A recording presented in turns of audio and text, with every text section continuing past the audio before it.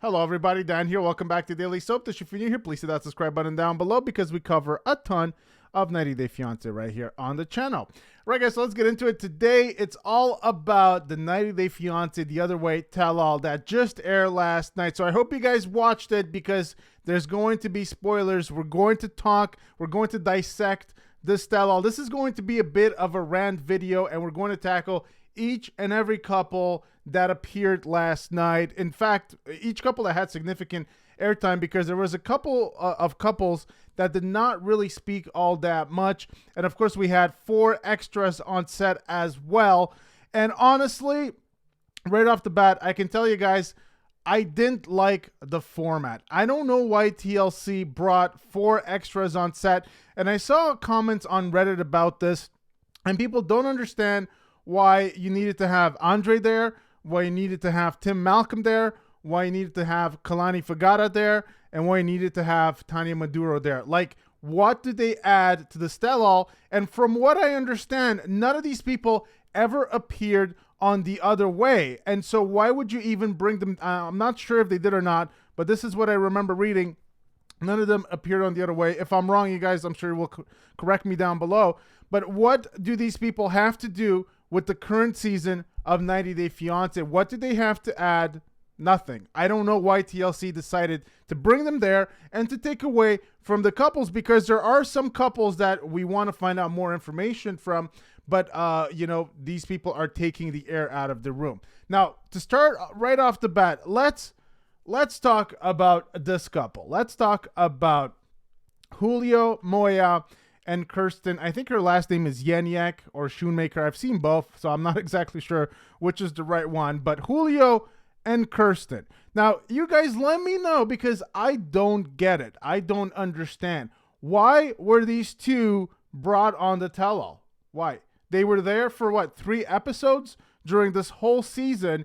And if you guys listen to Julio's cheating allegations, the whole thing is a complete jumbled mess. The story, I'm not sure that it makes sense. We didn't hear the whole thing. And of course, he says that he recorded Kirsten. He didn't make any sense whatsoever during his monologue trying to expose Kirsten. He even said at some point that, oh, I don't think that you knew that I was recording this, but I was. But Kirsten is like, yeah, I knew you were recording. She basically said that she already knew that he was doing all of this, before he even said it. So this whole thing doesn't make any sense. And the reason for that is because Julio is bringing out these cheating allegations, not from this season of The Other Way, not from when Kirsten came to the US, but from their previous time spent together in the Netherlands.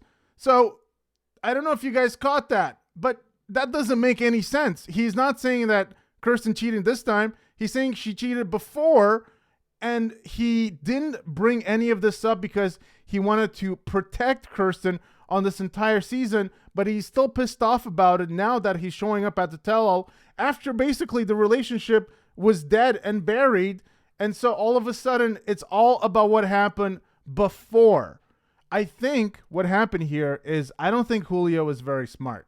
I think this guy didn't really think this through, and he's basically exposing his own relationship for being fake on this season. There was basically no relationship, and that's what he's saying, which is interesting because I thought this was a fake relationship from the get-go. He was not really all that interested in her, and she came to the US, but supposedly it was because he was then going to go to the Netherlands, which he said, during their brief stint on the show, because they were only there, I think, 3, maybe 4 episodes at max before they were completely broken up.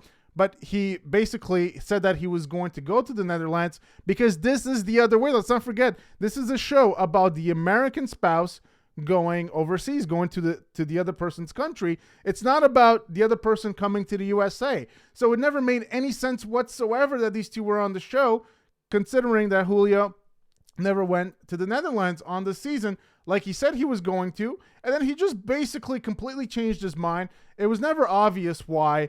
He did a 180. He just wasn't feeling the whole thing anymore. And it's just like, whatever, that's it. Like, you go your separate way, I'll go my separate way. And, maybe I'll come to the Netherlands in like a year or something, which is, by the way, when he said that, it's also another tell-all sign that he is lying about, the cheating allegations, and also saying that, Kirsten betrayed him.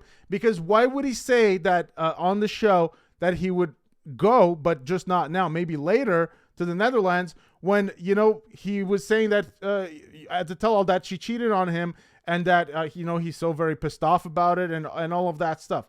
None of this makes any sense.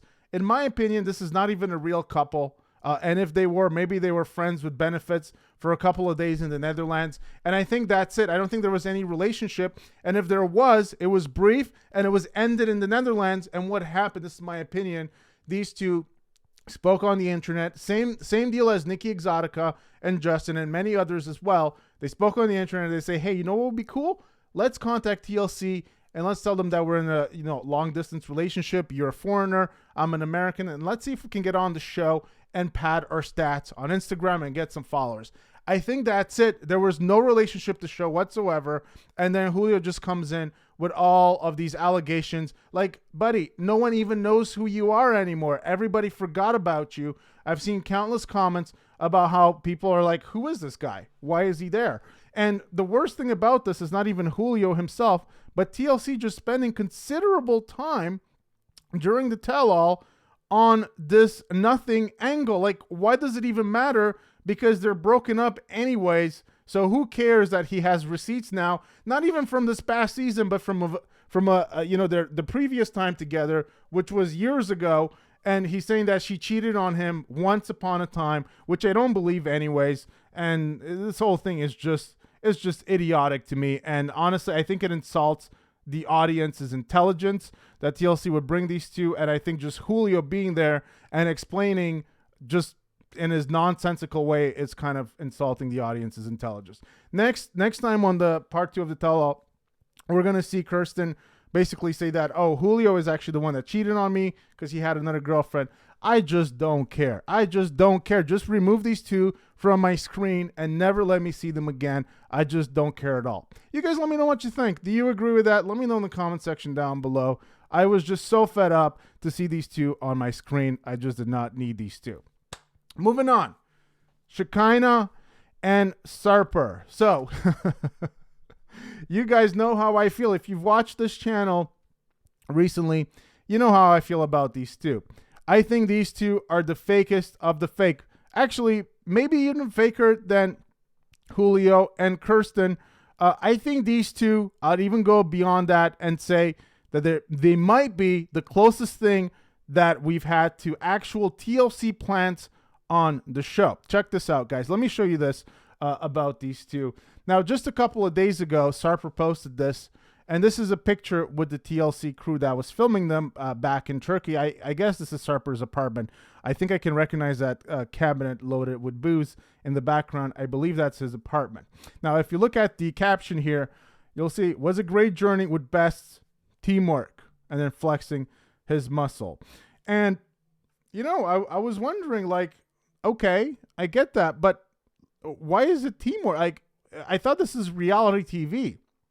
Since when are you a team with the crew members that are filming you? That seems a little unusual to me, because that would suggest that, like, you're a team and you're all doing one thing and there's no disconnect between you and the crew members. And I think that there needs to be a disconnect, because otherwise it's not reality TV. If the crew members are, helping you along, feeding you lines, telling you what to do and whatnot, that is not reality TV. And I think that's exactly what is happening with these two. I think these two worked hand in hand with TLC producers.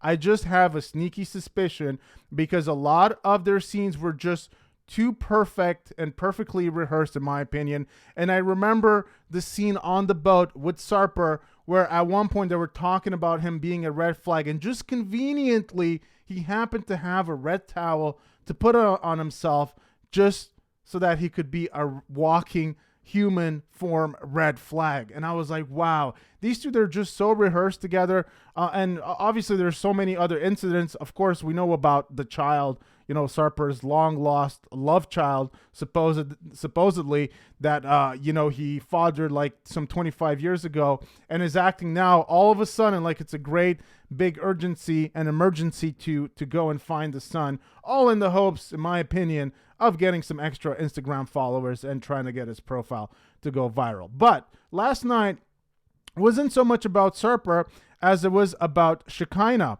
And, this is why I think these two are so fake, guys. Shekinah basically came to the show with the Jabri Bell mindset. I'm just going to go, attack everybody. Why would someone go into the tell-all like that and just basically, try to, attack whoever, like Jabri Bell, like we've seen Big Ed do it, like we've seen many other people do it. And the reason for that is simple. It's because I don't know if TLC gives out the handbook for this, but if you go and you create chaos, your chances of coming back on the show are higher. And I think that's the idea here. I think Shekinah was trying to stand out at the tell-all, so she went after Kimberly and I forget who, but she had this kind of like, I'm going to war face on and I'm just going to attack everybody. And I don't think she's in any position to attack anybody, but I don't think it was ever about that. She wanted to do two things: attack other people, so like that it deflects the attention off of her, and number two, and this is the big one. This is why I think this couple is so fake. She wanted to drop this completely bogus, complete BS story that her and her family have completely stopped talking because of Sarper. And why would she do that? Well, the reason is because she is planting the seeds for TLC to bring her onto a future season. She's telling the TLC producers, hey, TLC, I already have the storyline ready for you. You guys just have to bring me and Sarper back. And next time we're on, I'm going to give you all the juicy scoops about why me and my sister, we are on the outs. Because you guys saw that, there was a video of her sister basically calling Sarper a jackass. And that, after that, they were completely done. And she kind of said that, she is completely done with her sister. And also her family hasn't really spoken to her. She didn't mention her daughter. So I'm not sure what's going on with her daughter in that, unless I missed it. And I'm sure you guys will correct me if I did. But I don't remember hearing something specifically about her daughter. So did she mean that even her daughter doesn't speak to her because of Sarper? But in any case, basically that's it. She is just there to plant the seeds that her and her family are completely not talking anymore since she's been together, since she's gone with Sarper, and that, perhaps to come on a different season. She is going the Darcy and Stacey route of trying to get basically a spinoff. It's not going to happen. And the reason for that is because at the tell-all, there's supposed to be some interesting points about your current storylines, and there was nothing. There was nothing there for Shekinah to say. I was not interested. I was not entertained. You guys will let me know if you have a different opinion there, but I just did not. I did not see anything there, which is why I think she tried to plant the seeds for another season. All right, moving on. Kimberly and TJ. So you guys know we've already spoken about this. I don't know if there's much else to say. I mean, if you guys haven't watched the previous video I did about Kimberly and Jenny, you guys can go and watch that. There wasn't much new here. The only thing that was new, well, okay, let's just go over what happened. So, and this is a tricky one. Okay, actually, perhaps we need to give this its proper due. We need to give it its proper time, because I think, and I know perhaps some of you guys are going to disagree about this, but perhaps we need to look at it from Kimberly's perspective. So when you go to the tell-all, it's a pretty heated atmosphere, because it's like, it's like you're in the media world and everyone's trying to make a name for themselves at your expense. And it's a pretty cutthroat kind of environment, because other people are going to try to tear you down so that they can elevate themselves up in the eyes of TLC, get spinoffs and whatnot. And I feel like Kimberly was an easy target on this episode, and I felt like everyone was trying to gang up on her.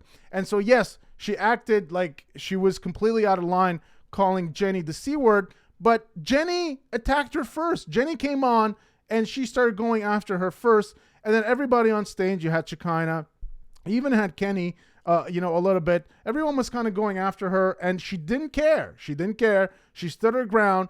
And I think when everybody's going after you, I think you're going to get defensive, and you're just not going to care. You're going to say your piece. And, you're not just going to change your stance because other people are there and trying to basically, in some way, bully you on stage. Now, like I said, I think Kenny had a softer way of approaching the matter, but I think she kind of was trying to lay into her. And obviously, Jenny, I don't think Jenny should be talking. Now, I'm on Jenny's side, and Jenny's grown on me. But let's not forget that when Jenny met Sumit for the first time, Jenny actually lived with Sumit's family because she lied to them. She told them that she was basically this tourist just trying to visit India and that she was not with Sumit. She was just there and he was helping her around. Meanwhile, they were doing the funky business, upstairs in the bed behind the mother's back. And they were doing that for a while. And that was a huge betrayal. And I think that explains a lot why Jenny and Sumit's mom, they don't get along. Why Sumit's mom, I don't think will ever accept Jenny because Jenny basically lied and betrayed the family. And so when she goes on about how she respected Indian culture, no, you didn't. You did not respect Indian culture. And even you could make an argument that just by going after Sumit and by, his family getting all these calls from neighbors and whatnot, calling them and basically embarrassing the family, I'm not sure that's respecting Indian customs either. I mean, I don't know, but the way she started the whole thing was definitely not respecting Indian culture. So I think there's a lot of revisionist history going on there. And Jenny and Kimberly are not the same thing. Jenny is 30 years older than Sumit, and she was desperate for a young man. And I think she was much more willing to adapt to things because of her desperation. Whereas Kimberly and and TJ are on an equal footing, so to speak, at least in terms of age and whatnot. So I think it's a way different situation, but Jenny needs to get off her high horse here because she kind of did the same thing, in my opinion. So that's it for Kimberly and TJ. I think Kimberly was out of line using that word, but in the heat of the moment, she got angry and she has anger management issues, and she just let it fly. And, like I said, people were ganging up on her. And I know you guys might interpret this as me defending Kimberly using that word. I'm not. I don't think she should have ever used that word, but I don't have any problems with her defending herself when everybody is coming after you, because I would probably do the same thing. I would never use that word, though. Okay, moving on. Kenny and Armando, we didn't hear much about them. And this is what I'm saying. Why did we hear so much about Julio and Kirsten, but Kenny and Armando, not much about them? I mean, Armando said that he had big news, and I assume it's something to do with the surrogacy process and their baby process. I assume there's probably some big news there, unless the news was that they moved to Mexico, but I think that was already kind of confirmed. But we didn't get to hear much about them, and I think that's kind of sad because some other less deserving people took all the air out of the room, and I think that's a shame. So we'll probably get to hear more about them next week, and we will also get to hear more about Wayne and Holly next week as well. Now, we've spoken plenty about Wayne and Holly, and this couple is kind of on the outs here because next week we'll hear Holly basically say that she's been in the U.S. for quite some time, 4 months or something like that. And then we're going to get to hear Wayne say that, he doesn't know where his relationship is at because he would like his wife to be by his side and she's not. And he doesn't know what's going on or what's going to happen in the future. All valid concerns, unfortunately, not addressed on this current week because TLC decided to tackle other less important matters once again, and they did not give us what we wanted. I think it was a total cluster mess of an episode based on how it was edited, what they decided to focus on, bringing back Kirsten and Julio, who nobody cares about. And next we have Daniel and Johan. We didn't get to hear much from them either. I don't think we got to hear pretty much anything besides Daniel make maybe 2 comments on the episode. So that's also left for next time. And of course, we kind of know the deal here. Danielle, is bringing receipts that Johan cheated on her. And I really think that's a big scoop, guys. And I'm disappointed that we didn't get to see that on this week because I like to see the receipts. I like to see what's going on. I'd like to get more information about this. We've been talking about it. It's been the big news on the season of 90 Day Fiancé. Yet, once again, not able to hear about it because TLC decided Julio and Kirsten were, they had to drag out the airtime. Next up, Brandon and Mary. So Brandon and Mary, I don't think we got to hear much about them on this week's episode either. Basically, Brandon kind of says that Mary is a bit of a scammer, and also that he sometimes calls bad names like bitch and stuff like that. So we're going to hear more about that, I believe, next week as well. And, Brandon's mom, Angela, is also going to try to steer this conversation along and ask them about a recent incident, which we don't know exactly what it is yet, but I assume that we're going to find out soon. Once again, not enough about these two because other people took the air out of the room. So I think that's it for the couples. Let's just make sure that we didn't forget anybody here. So we kind of spoke about them all, right?